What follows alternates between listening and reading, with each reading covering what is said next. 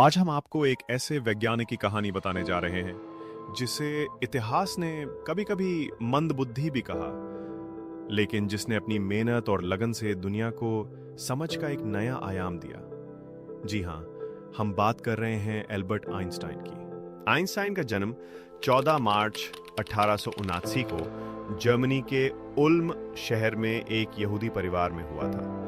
Einstein का परिवार मूलतः अश्केनाजी यहूदी वंश से था, लेकिन वे धार्मिक अनुशासन के मामले में ढीले थे। उनके पिता हेरमन एक इंजीनियर और नवोन्मेषी व्यवसायी थे, जबकि उनकी मां पॉलिन एक कुशल पियानो वादक थीं, जिनसे आइंस्टाइन को संगीत के प्रति लगाव मिला था। एक साल भी नहीं बीता था कि उनका परिवार म्यूनिक चला आया। वहां उनके पिता और चाचा याकूब अपने इलेक्ट्रोकेमिकल उद्योग में किस्मत आजमा रहे थे। एल्बर्ट की एक छोटी बहन थी, माया, जिनका जन्म एल्बर्ट के 2 साल बाद हुआ था। बचपन में उन्हें बोलने में देरी थी। लगभग 4 साल की उम्र तक उन्होंने कुछ भी बोलना शुरू नहीं किया। लेकिन एक दिन वो अपने माता-पिता के साथ डिनर कर रहे थे और उन्होंने पहली बार कहा, सूप बहुत गर्म है। इस घटना ने उनके माता-पिता को चौंका दिया। लोग उनके धीमे बोलने की आदत की वजह से उन्हें मंदबुद्धि कहने लगे। लेकिन आइंस्टीन की जिज्ञासा हद पार थी। 5 साल की उम्र में उनके पिता ने उन्हें एक चुंबकीय कंपास दिखाया, जिसकी सुई हमेशा उत्तर की ओर स्थिर रहती थी। यह देखकर उनकी आंखें खुल रहीं कि आखिर ऐसा कैसे होता है। इस चुंबक की सुई का रहस्य ही उनके अंदर विज्ञान के प्रति पहली मशाल जला गया। अपने प्रारंभिक वर्षों में आइंस्टाइन ने ईश्वर के अस्तित्व को लेकर असामान्य रुचि दिखाई थी, जिससे उनका परिवार कुछ हद तक चिंतित हो गया था। हालांकि यह प्रारंभिक आध्यात्मिक उत्साह धीरे धीरे विज्ञान और दर्शन की पुस्तकों के प्रति गहरी रुचि में परिवर्तित हो गया। फिर भी ईश्वर की धारणा, विशेषकर स्पिनोजा के ईश्वर की, उनकी सोच को गहराई से प्रभावित करती रही, जिसने उन्हें अपनी वैज्ञानिक महत्वाकांक्षा को ईश्वर के विचारों को जानने के रूप में व्यक्त करने के लिए प्रेरित किया। ये प्रकृति की अंतर्निहित गणितीय संरचना को समझने की एक खोज थी, जो केवल समस्याओं को हल करने से कहीं अधिक गहरी प्रेरणा थी। आइंस्टाइन ने शास्त्रीय संगीत में भी गहरी रुचि विकसित की, विशेषकर वायलिन बजाने में, जो जीवन भर उनके साथ रहा। उनका युवा काल तीव्र जिज्ञासु प्रवृत्ति लिए जाना जाए। मैक तालमुड, एक पॉलिश मेडिकल छात्र जो अक्सर आइंस्टाइन के परिवार के साथ भोजन करते थे, एक अनौपचारिक शिक्षक बन गए और युवा एल्बर्ट को विज्ञान की पाठ्य पुस्तकों से परिचित कराए, जिससे प्रकाश की प्रकृति को लेकर उनकी सोच विकसित हुई। महज 12 वर्ष की उम्र में उन्होंने एक लोकप्रिय विज्ञान पुस्तक श्रृंखला पढ़ी। उस पुस्तक में भौतिकी के मूल सिद्धांत इतने सुंदर ढंग से समझाए गए थे कि छोटे एल्बर्ट ने अपने प्रयास से जटिल ज्यामिति की अवधारणाएं समझ ली। इसी समय उन्होंने यूक्लिड्स एलिमेंट्स नामक पुस्तक पढ़ी और उससे गहरा मोहित हो गए। उन्होंने गणित को मौलिक तर्क का शुद्ध रूप माना। उनकी प्रगति इतनी तेज थी कि 13 वर्ष की उम्र से पहले ही उन्होंने पाइथागोरस के प्रमेय का एक मौलिक प्रमाण खोज लिया। तालमुड ने उनकी तेज प्रगति के बारे में टिप्पणी करते हुए कहा, शीघ्र ही उनकी गणितीय प्रतिभा की उड़ान इतनी ऊंचाई तक पहुंच गई कि मैं उसका अनुसरण नहीं कर सका। 13 वर्ष की उम्र में उनका बौद्धिक क्षितिज संगीत और दर्शन तक विस्तारित हो गया। तालमुड ने उन्हें इमैनुअल कांट की क्रिटिक ऑफ प्योर रीजन से परिचित कराया, जो आगे चलकर उनका प्रिय दार्शनिक ग्रंथ बन गया। वे ईश्वर में विश्वास करते थे, लेकिन वो विश्वास तर्क आधारित था। उन्हें अंधविश्वास में कोई आस्था नहीं थी। वे कहा करते थे, मैं उस ईश्वर में विश्वास नहीं करता जो केवल प्रार्थना न करने पर दंड देता। आइंस्टीन की मां चाहती थी कि उनका बेटा पियानो सीखे। एल्बर्ट ने सीखा भी, लेकिन शुरू में अनिच्छा से। बाद में जब उन्होंने मोजार्ट और बाख का संगीत सुना, तब संगीत उनकी आत्मा का पोषण बन गया। वे स्वयं कहा करते थे, अगर मैं वैज्ञानिक न होता तो शायद एक संगीतकार होता। उन्हें विशेष रूप से मार्क ट्वेन की हास्यपूर्ण रचनाएं पढ़ना पसंद था और शेक्सपियर के नाटक उन्हें बहुत प्रभावित करते थे। इसके अलावा वे नियमित रूप से गोए थे और शिलर की रचनाएं भी पढ़ते थे, जिनका उनके दार्शनिक चिंतन पर गहरा प्रभाव पड़ा। शिक्षा के मामले में आइंस्टीन बचपन से ही पारंपरिक तरीकों से अलग थे। उन्होंने औपचारिक स्कूल जाना तब तक शुरू नहीं किया जब तक वे लगभग 6-7 साल के नहीं हुए। लेकिन स्कूल जाना उन्हें जेल की तरह लगता था, क्योंकि वहां शिक्षक रटन पढ़ते थे और छात्रों से बाहर से रट कर उत्तर देने को कहते थे। आइंस्टीन किसी भी चीज को सिर्फ रटने से सीखना पसंद नहीं करते थे, वो हमेशा सवाल पूछते थे। उनकी जिज्ञासा इतनी तेज थी कि सहपाठी उन्हें मंद बुद्धि बुलाकर चिढ़ाते रहे। एक बार एक शिक्षक ने उनसे कहा था, अगर तुम यहां रहोगे तो मेरी कक्षा की पढ़ाई बाधित होती है। लेकिन उनका मन पढ़ाई में लगा रहा। 12 साल की उम्र में पाइथागोरस का प्रमेय देखकर उनका दिमाग चमक उठा और उन्होंने खुद ही इसकी पुष्टि कर ली। 1894 में पारिवारिक व्यवसाय को एक बड़ा झटका तब लगा जब म्यूनिख में विद्युत प्रकाश व्यवस्था का अनुबंध पाने में असफलता मिली। इसके कारण आइंस्टाइन के परिवार को अपनी फैक्ट्री बेचनी पड़ी और उन्हें म्यूनिख छोड़कर इटली जाना पड़ा। वे पहले मिलान गए और बाद में पाविया में बस गए, लेकिन उस समय एल्बर्ट अभी भी जर्मनी में पढ़ाई कर रहे थे। कुछ समय बाद वे भी जर्मनी का वो स्कूल छोड़कर मिलान आ जाते हैं। म्यूनिख छोड़ने के समय वे स्कूल व्यवस्था से पूरी तरह निराश हो गए थे। एक बार उन्होंने अपने स्कूल के प्रिंसिपल को एक चिट्ठी में लिखा, मैं आत्मा की स्वतंत्रता चाहता हूं जो इस संस्था में नहीं है। किशोरावस्था में इटली में रहने के दौरान ही उन्होंने विज्ञान और प्रकृति को लेकर अपने गहरे चिंतन के आधार पर अपना पहला महत्वपूर्ण शोध पत्र लिखा, चुंबकीय क्षेत्र में ईथर की स्थिति पर एक जांच। अब सवाल आता है, ईथर क्या होता है?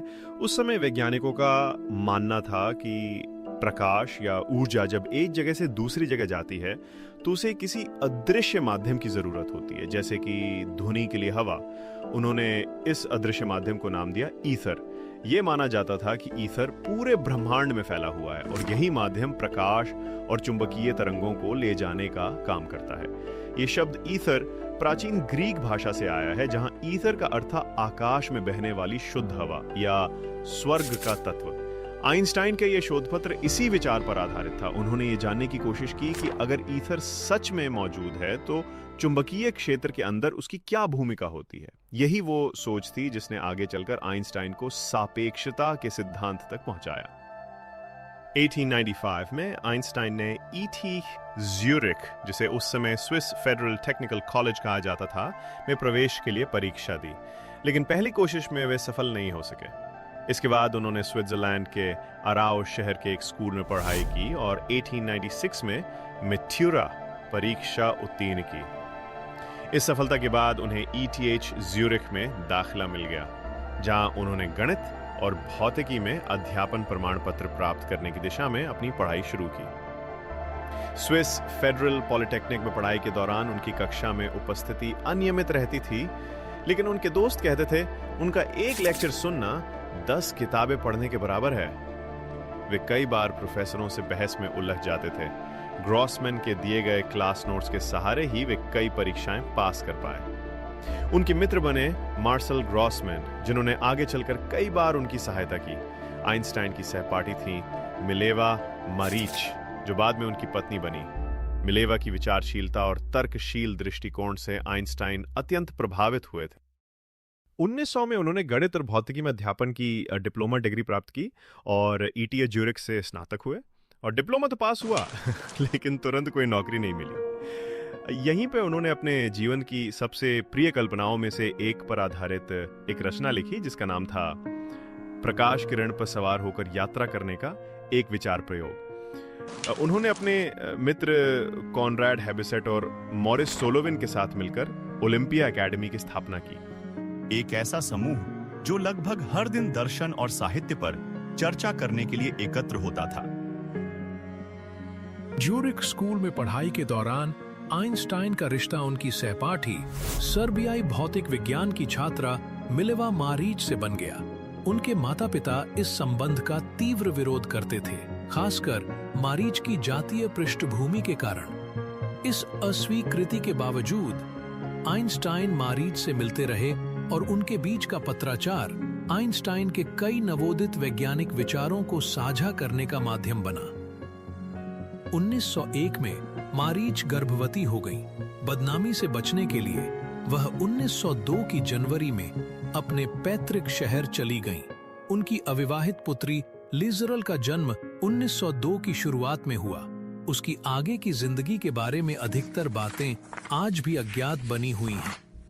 आइंस्टाइन और मारिस ने 6 जनवरी 1903 को विवाह किया, जो उनके पिता की 1902 में मृत्यु के कुछ समय बाद हुआ था।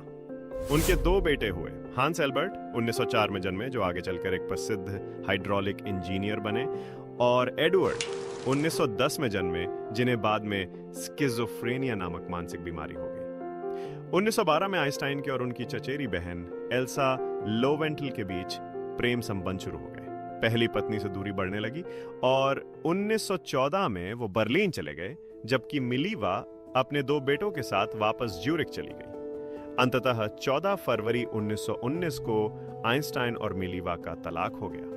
तलाक की शर्तों के तहत आइंस्टाइन ने मारिस से वादा किया कि भविष्य में उन्हें यदि कोई नोबेल पुरस्कार मिलता है तो उसकी पूरा पुरस्कार राशि वो मारिस को देंगे। उसी वर्ष जून में उन्होंने अपनी चचेरी बहन एल्सा से शादी कर ली। एल्सा पहले से 2 लड़कियों इल्से और मार्गोट की मां थी, जो अब आइंस्टाइन के परिवार में आ गई। इस तरह आइंस्टाइन के परिवार में कुल मिलाकर 1 बेटी, 2 बेटे और 2 कनिष्ठ पुत्र वधुएं थीं।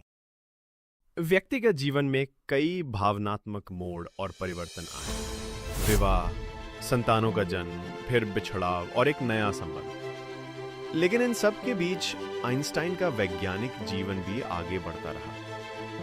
इन्हीं वर्षों में जब वे अपने पारिवारिक दायित्वों और संबंधों से जूझ रहे थे, उनकी सोच और चिंतन भी एक नए दौर में प्रवेश कर चुका था। अब हम चलते हैं उस दौर की ओर जब उन्होंने पहली बार एक स्थायी नौकरी पाई और जहां तमाम बाहरी हलचलों के बीच उनके सबसे सुंदर विचारों ने आकार लेना शुरू किया। स्नातक होने के बाद जब आइंस्टाइन को कोई अकादमिक पद नहीं मिला, तब उन्होंने 23 जून 1902 को Swiss federal office for intellectual property burn में 3य श्रेणी तकनीकी विशेषज्ञ के रूप में स्थायी नौकरी पाई। शुरुआत में वे भौतिकी और गणित के निजी ट्यूशन से अतिरिक्त आय भी करते थे। सप्ताह में 48 घंटे की नौकरी करने के बावजूद आइंस्टाइन ने बाद में इस पेटेंट ऑफिस को उनके सबसे सुंदर विचारों का जन्म स्थल बताया और इसे एक धर्मनिरपेक्ष मठ के रूप में वर्णित किया। बर्न में उनका यह समय उनके जीवन का सबसे रचनात्मक और उर्वर काल सिद्ध हुआ।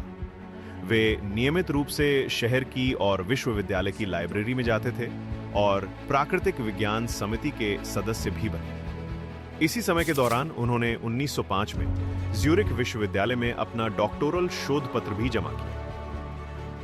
1905 को आइंस्टाइन का एनस मिरेबलिस यानी चमत्कारिक वर्ष कहा जाता है। एक ही वर्ष में उन्होंने 8 नए शोध पत्र प्रकाशित कर दिए, जिन्होंने भौतिकी की नींव हिला दी। इनमें से एक पेपर चलती वस्तुओं के विद्युत चुंबकीय बल का नव सिद्धांत था, जिसमें उन्होंने विशेष सापेक्षता सिद्धांत दिया। उसी शोध में उन्होंने मशहूर सूत्र E = mc² की भी व्युत्पत्ति की, अर्थात द्रव्यमान और ऊर्जा एक दूसरे के पर्याय हैं। The equation E = mc², in which energy is thought equal to mass multiplied with the square of the velocity of light. एक अन्य पेपर में उन्होंने फोटो इलेक्ट्रिक प्रभाव की व्याख्या की, जिसके लिए बाद में उन्हें 1921 का नोबेल पुरस्कार मिला। In 1921, he was awarded Nobel Prize, but though in need of funds, gave money to charity. Einstein ने इन पेपर्स में ब्राउनियन मोशन और प्रकाश की प्रकृति की भी पड़ताल की। इन नए विचारों ने वैज्ञानिक जगत को चौंका दिया और उनकी क्रांतिकारी सोच दुनिया भर में चर्चा में आ गई। उन्होंने कहा था कि imagination is more important then knowledge. ये उदाहरण हमें बताता है कि आइंस्टाइन स्वयं शिक्षा के ढांचे से आगे की सोच रखते थे। जैसा उन्होंने एक बार मजाकिया अंदाज में कहा था, शिक्षा वो है जो स्कूल में सिखाई गई चीजों को भूल जाने के बाद बचती है। यही जिज्ञासा उन्हें आगे ले गई। 1907 में जब दुनिया अभी न्यूटन के सिद्धांतों को अंतिम सत्य मानती थी, आइंस्टाइन एक ऐसी कल्पना में डूबे, क्या होगा अगर कोई व्यक्ति गुरुत्वाकर्षण के प्रभाव में फ्री फॉल कर रहा हो। इसी सरल से विचार से जन्म लिया सामान्य सापेक्षता सिद्धांत का बीज, एक सिद्धांत जो गुरुत्वाकर्षण की परिभाषा को ही बदल देने वाला था।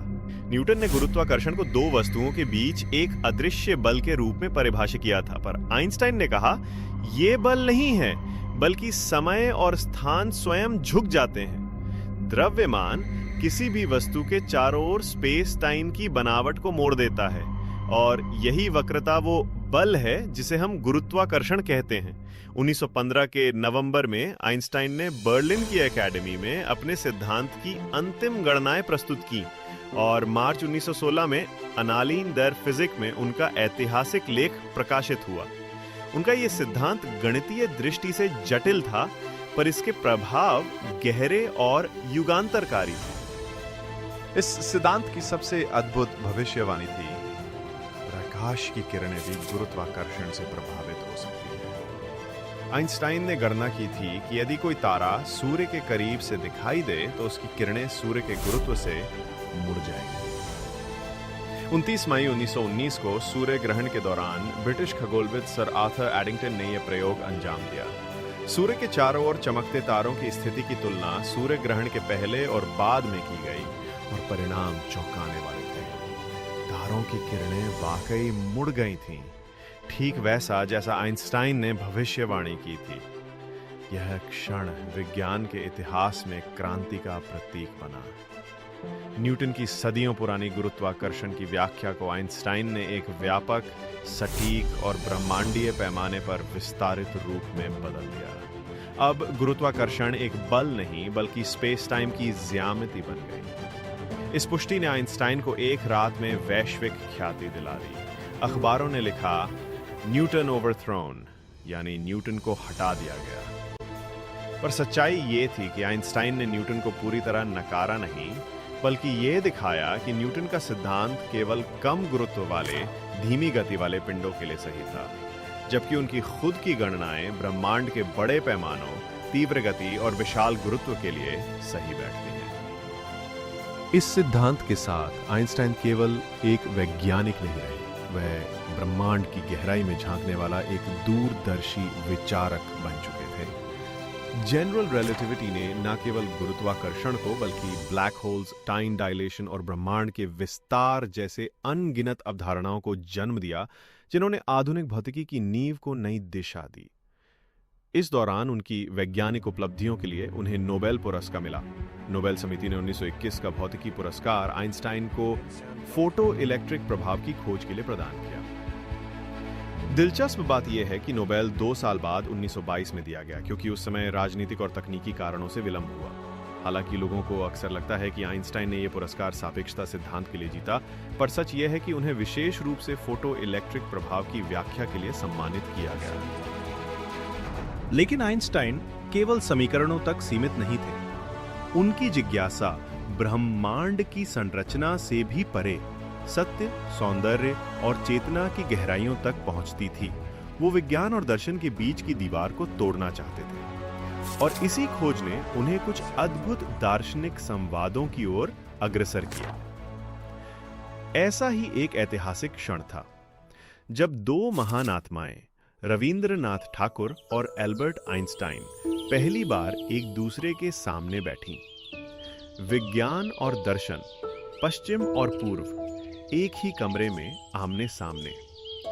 14 जुलाई 1930, 20वीं सदी की दो महानतम प्रतिभाएं एल्बर्ट आइंस्टाइन और रविंद्रनाथ ठाकुर बर्लिन के निकट कापुथ में आइंस्टाइन के निवास पर एक ऐतिहासिक भेंट में शामिल होते हैं। ये गूढ़ संवाद, जो बाद में 1931 के जनवरी अंक में द मॉडर्न रिव्यू में प्रकाशित हुआ और द न्यूयॉर्क टाइम्स में Einstein and Tagore plumb the truth शीर्षक से रिपोर्ट किया गया। सत्य, वास्तविकता, सौंदर्य और चेतना की मौलिक प्रकृति को लेकर विज्ञान और आध्यात्मिकता के बीच एक अनोखे संवाद का प्रतिनिधित्व करता है। ठाकुर भारतीय दर्शन की गहराइयों से प्रेरित होकर तर्क करते हैं कि सत्य मानव चेतना के साथ गहराई से जुड़ा हुआ है। उनका मानना था कि जिसे हम वास्तविकता के रूप में अनुभव करते हैं, वो हमारी सामूहिक मानव चेतना की एक निर्मिति है, और परम सत्य मानवता से स्वतंत्र रूप में अस्तित्व में नहीं रहता। वे ये भी विश्वास करते थे कि सौंदर्य सत्य की ही भांति तभी सार्थक है जब कोई उसे सराहने वाला हो।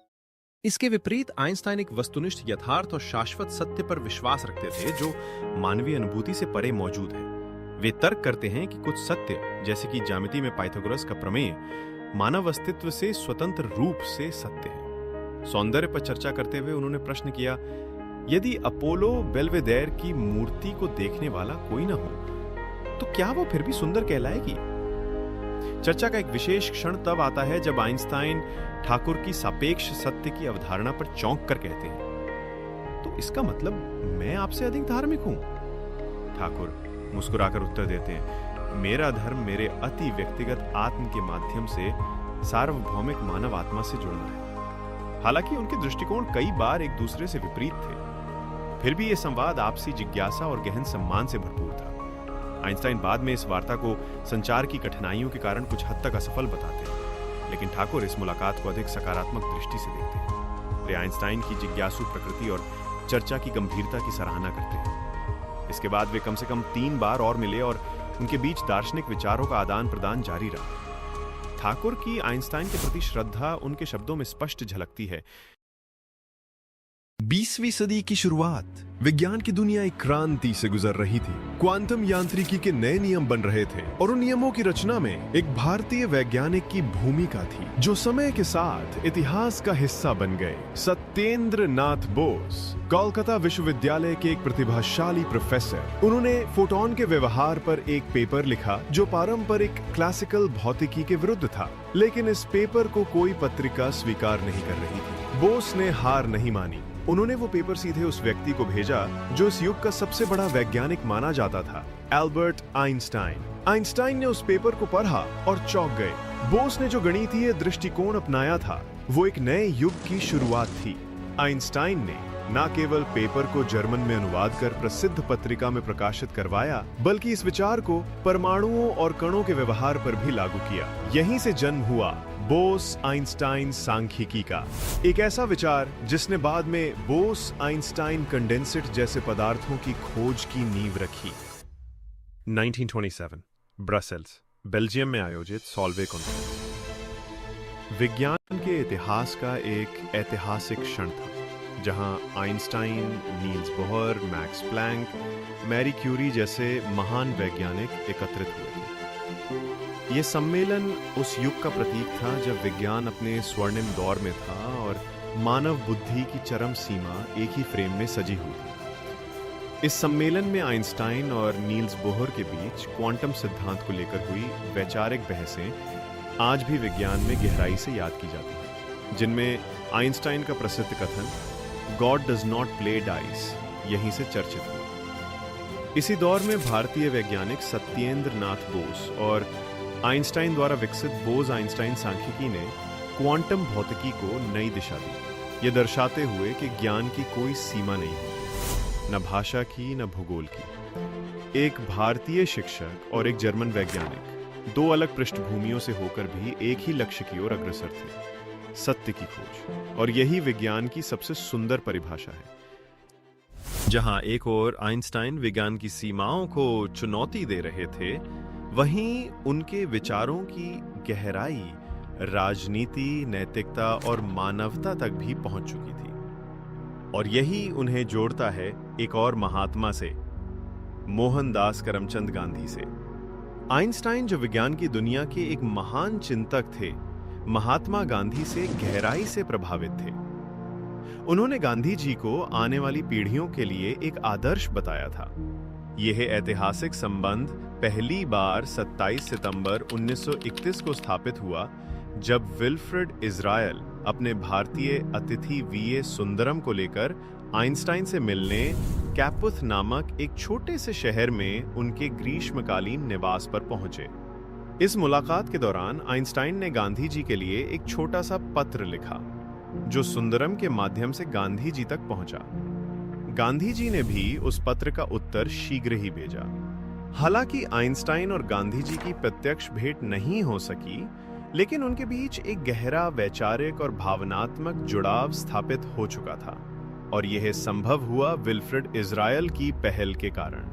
यह संवाद न केवल दो महान आत्माओं के बीच एक पुल बनाता है, बल्कि यह भी दर्शाता है कि विचारों की शक्ति भौगोलिक सीमाओं से कहीं अधिक व्यापक होती है। 1933 में जब जर्मनी में एडोल्फ हिटलर की सरकार बनी और नाजी ताकतें बढ़ीं, तो आइंस्टाइन ने जर्मन सत्ता में लौटने से इनकार कर दिया। उन्होंने प्रूशियन विज्ञान अकेडमी से अपना त्यागपत्र दे दिया और जून 1933 तक यूरोप में ही रुके रहे। अक्टूबर 1933 में आइंस्टाइन अपनी पत्नी एल्सा, सचिव हेलेन डुकास और सहयोगी वॉल्टर मेयर के साथ अमेरिका चले आए और प्रिंसटन, न्यू जर्सी स्थित इंस्टीट्यूट फॉर एडवांस स्टडी में शामिल हो गए। 1940 में उन्होंने अमेरिकी नागरिकता ग्रहण की, पर अपनी स्विस नागरिकता भी बरकरार रखी। संस्थान में उनका समय वैज्ञानिक दृष्टि से उतना फलदायी नहीं रहा जितनी अपेक्षा उन्होंने या संस्थान के प्रोफेसरों ने प्रारंभ में की थी, लेकिन उनकी जनप्रियता अत्यधिक बढ़ गई। पत्रकार और जिज्ञासु लोग उन्हें लगातार अनुसरण करते थे और दुनिया भर के वैज्ञानिक उनसे मिलने या सहयोग करने की इच्छा रखते थे। वो अपने प्रिंसटन पड़ोस में काफी लोकप्रिय थे। अपने साधारण व्यवहार के लिए जाने जाते थे, जैसे पैदल काम पर जाना, पड़ोसियों के नवजात बिल्ली के बच्चों को देखने जाना, कैरल गाने वालों को शुभकामनाएं देना और मोजे पहनने से इनकार करना। उनकी चिट्ठियों की संख्या इतनी अधिक थी कि उनकी सचिव हेलेन डुकास को पत्रों की छटाई करनी पड़ती थी। हालांकि उन्होंने अमेरिकी नागरिकता प्राप्त की थी, उन्होंने कभी खुद को सच्चा अमेरिकी नहीं माना और अक्सर स्विट्जरलैंड में अपने जीवन के दिनों के लिए तरसते थे। दूसरे विश्व युद्ध के दौरान आइंस्टाइन ने नाजी शासन का कड़ा विरोध किया। वो खुलकर स्वतंत्रता, शांतिवाद और मानवता की पैरवी करते थे। 1939 में उन्होंने भौतिक विज्ञानी लियो सेज़ार्ड के साथ मिलकर राष्ट्रपति फ्रैंकलिन रूजवेल्ट को एक पत्र लिखा, जिसमें यह चेताया गया कि जर्मन वैज्ञानिक परमाणु बम की खोज कर सकते हैं। इस पत्र के परिणाम स्वरूप अमेरिका में मैनहट्टन प्रोजेक्ट की शुरुआत हुई। हालांकि आइंस्टाइन स्वयं इस प्रोजेक्ट से प्रत्यक्ष रूप से जुड़े नहीं थे, लेकिन युद्ध के बाद उन्होंने गहरा पछतावा जताया। उन्होंने कहा था, यदि मुझे पता होता कि जर्मनी परमाणु बम नहीं बनाएगा तो मैं कभी ये पत्र नहीं लिखता। उन्होंने बाद में अपने मित्र लिनस पॉलिंग को बताया कि उनकी एकमात्र बड़ी गलती वो पत्र भेजना था।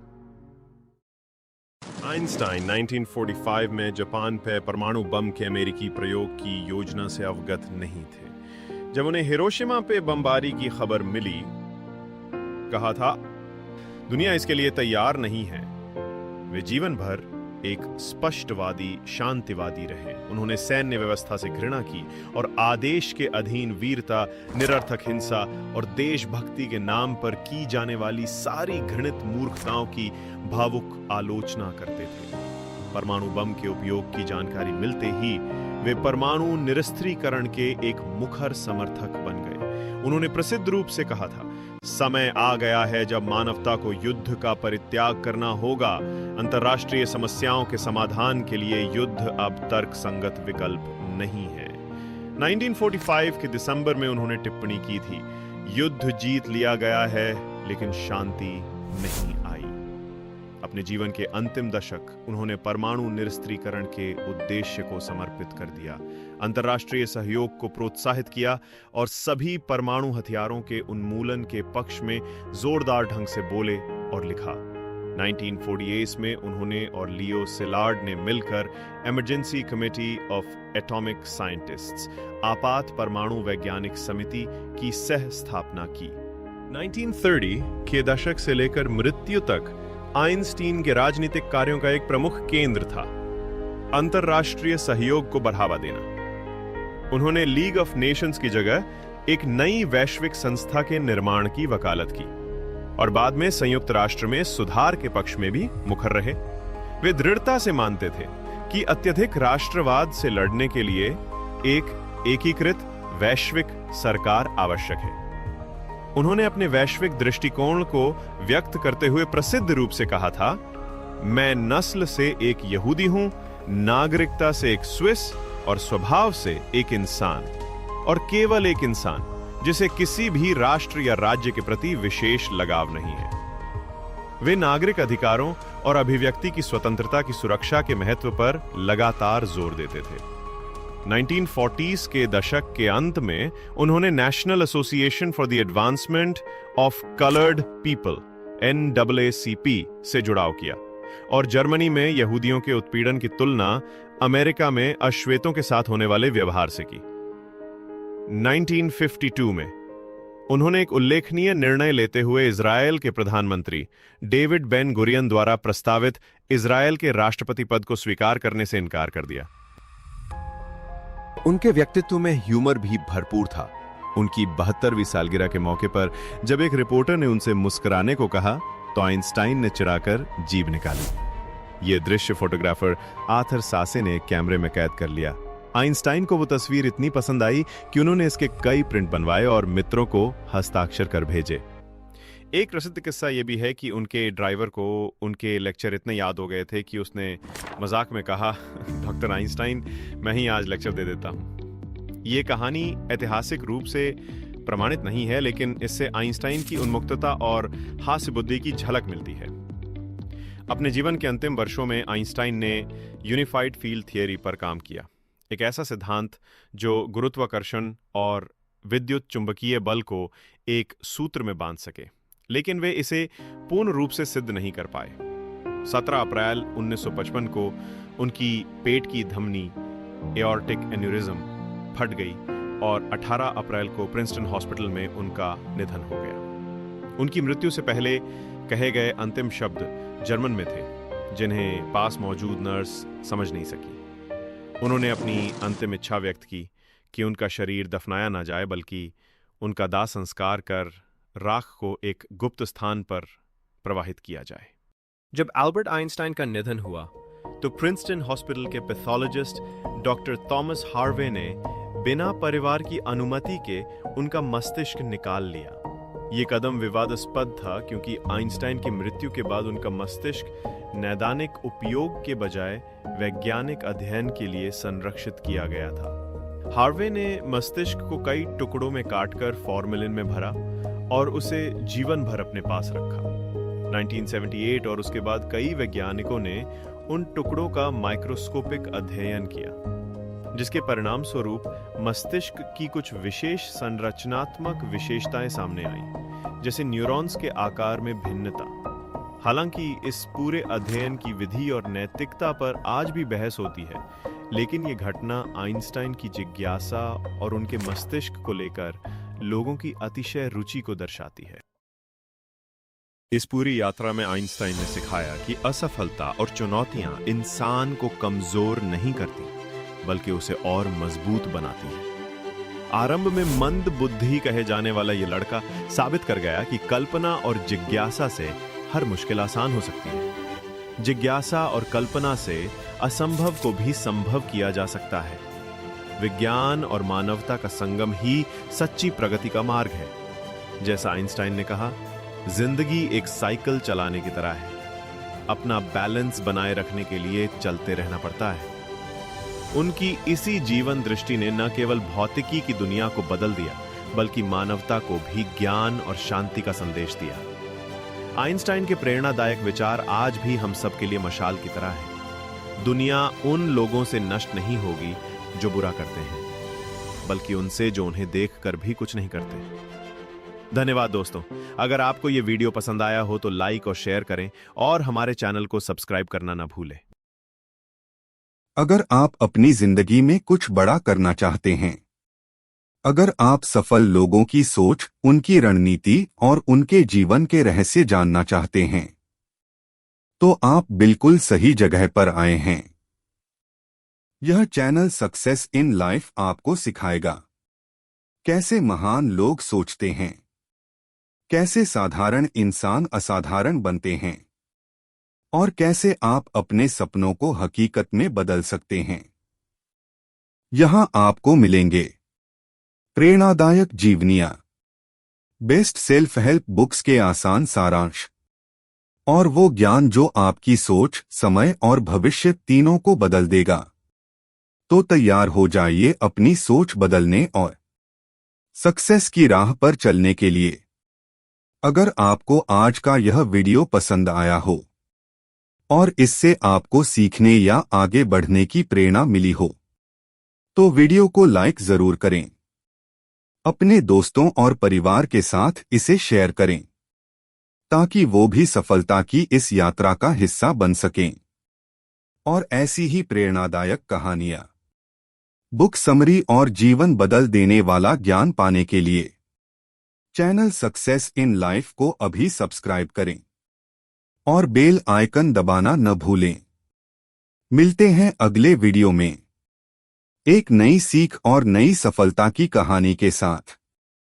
तब तक याद रखें, सक्सेस कोई मंजिल नहीं, एक सोच,